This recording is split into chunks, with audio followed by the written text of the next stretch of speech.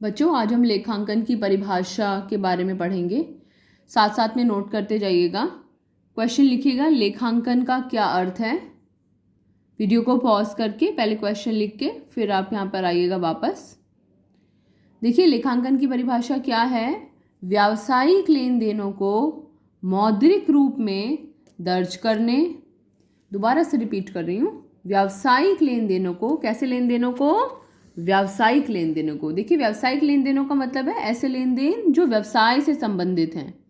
मौद्रिक रूप में दर्ज करना, दूसरा कैसे रूप में, मौद्रिक रूप में, मुद्रा के रूप में दर्ज करना, वर्गीकृत करना, सारांश लिखने तथा सूचित करने की कला, इसको लेखांकन कहते हैं। ये लेखांकन की ऐसी परिभाषा है जिसके अंदर से हम लेखांकन की विशेषताएं भी निकाल सकते हैं। एक बार दोबारा से इसे रिपीट करेंगे। क्या है परिभाषा? व्यावसायिक लेन देनों को मौद्रिक रूप में दर्ज करने, वर्गीकृत करने, सारांश लिखने तथा सूचित करने की कला को लेखांकन कहते हैं। समझेंगे? देखिए, यानी कि लेखांकन में, अकाउंटिंग में केवल वही लेन देन दर्ज किए जाते हैं जो कि व्यवसाय से संबंधित हैं। अगर व्यवसायकर्ता के अपने कोई निजी लेन देन है, कोई अपने घर से संबंधित कोई बातें हैं और उनका व्यवसाय से कोई लेना देना नहीं है, तो उनको लेखांकन में दर्ज नहीं किया जाता। दूसरा, मौद्रिक रूप में। मौद्रिक मतलब मुद्रा के रूप में, in terms of money. In terms of money का मतलब अगर हमें कोई भी लेन देन, कोई भी सूचना लेखांकन में दर्ज करनी है तो उसका मुद्रा में होना बहुत ज़रूरी है। देखिए, मौद्रिक से मतलब क्या है। फॉर एग्जाम्पल, हमारे स्कूल में फर्नीचर है। स्कूल में फर्नीचर है, हम सभी जानते हैं, जैसे कि कुछ बेंचेस हैं, कुछ टेबल्स हैं।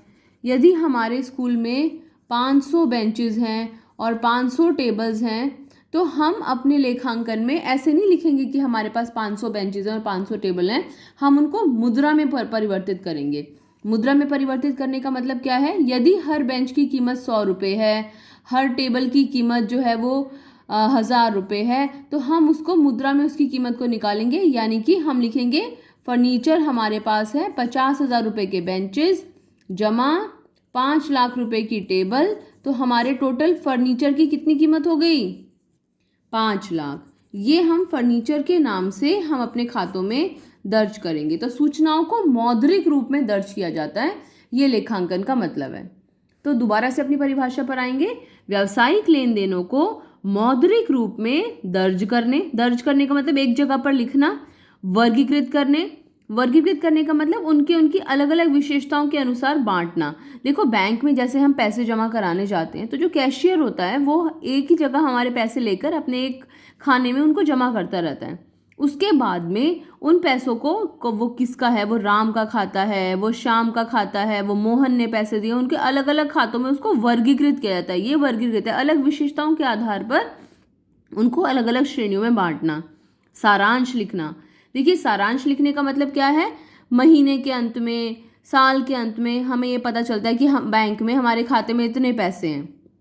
बिल्कुल इसी तरीके से व्यवसाय में भी एक निश्चित अवधि के अंत में पता लगा जाता है कि भाई हाँ, व्यवसाय में कितना फर्नीचर इकट्ठा हो गया है, कितना कैश हमारे पास मौजूद है, हमने किससे उधार ले रखा है। तो इसको सारांश निकालना, यानी कि अंत में शेष पता करना, उसको सारांश लिखना। या व्यवसाय में हमें लाभ हुआ या व्यवसाय में हमें हानि हुई, एक निश्चित अवधि की समाप्ति पर एक निष्कर्ष पे पहुंचना, उसको सारांश लिखना कहा जाता है।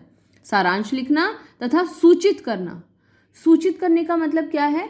देखिए, ऐसा नहीं है कि आपने लेखांकन से ये सारी जानकारियां इकट्ठी करी और अपने पास ही संभाल कर रख लेते हैं। व्यवसाय इन जानकारियों को अपने पास नहीं संभाल कर रखता है, वो उन लोगों तक ये सारी जानकारियां पहुंचाता है जिनको इसकी आवश्यकता है। सोचिए कि व्यवसाय को प्रॉफिट हो रहा है या लॉस हो रहा है, इसकी जानकारी किस किस के लिए लाभकारी हो सकती है। व्यवसाय आगे चलेगा या नहीं चलेगा, ये जानकारी किस किस के लिए लाभकारी हो सकती है। व्यवसाय ने जो वस्तुओं के दाम रखे हैं वो क्या दाम है, उसको क्या लागत आ रही है उस वस्तु को बनाने में, ये किस किस के लिए उपयोगी हो सकती है। ये सारी चीज़ें हम आगे डिस्कस करेंगे। तो अभी एक क्वेश्चन मैं आपके लिए छोड़ती हूँ कि आप सोचें कि सूचित करने का मतलब किसको सूचित करना, और कला, आर्ट, क्योंकि हम उसको, व्यक्ति उसको अपनी योग्यता अनुसार और अच्छा और बेहतर और समझने योग्य बना सकता है। तो दोबारा से हम लेखांकन की परिभाषा देखेंगे और इसको ध्यान से लिखेंगे, क्योंकि कोई भी टॉपिक शुरू करने से पहले उसकी परिभाषा, उसका बेसिक अर्थ, आधारभूत अर्थ हमें पता होना बहुत ज़रूरी है। क्या है लेखांकन की परिभाषा? व्यावसायिक लेन देनों को मौद्रिक रूप में दर्ज करने, नंबर 1। दूसरा, वर्गीकृत करने, नंबर 2। तीसरा, सारांश लिखने, नंबर 3। और चौथा, सूचित करने की कला को लेखांकन कहते हैं। ठीक है, इसे नोट कर लीजिए बेटे।